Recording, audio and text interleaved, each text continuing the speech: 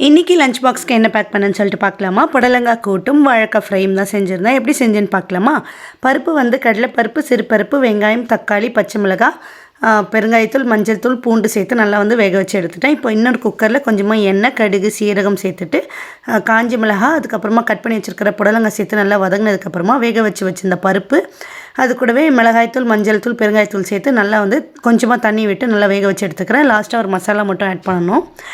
முன்னாடி வாழைக்காய் வந்து வேக வச்சு வச்சிடணும். அதுக்கப்புறம் பார்த்திங்கன்னா ஒரு தோசைக்கல்லில் கொஞ்சமாக எண்ணெய், கடுகு, சீரகம் சேர்த்துட்டு வேக வச்ச வாழைக்காய், அது கூடவே பார்த்திங்கன்னா மிளகாய்த்தூள், உப்பு, பெருங்காயத்தூள் சேர்த்துட்டு நல்லா தட்டி வச்ச 4 பல் பூண்டும் சேர்த்துக்கோங்க. சேர்த்துட்டு நல்லா வந்து ஃப்ரை பண்ணணும்.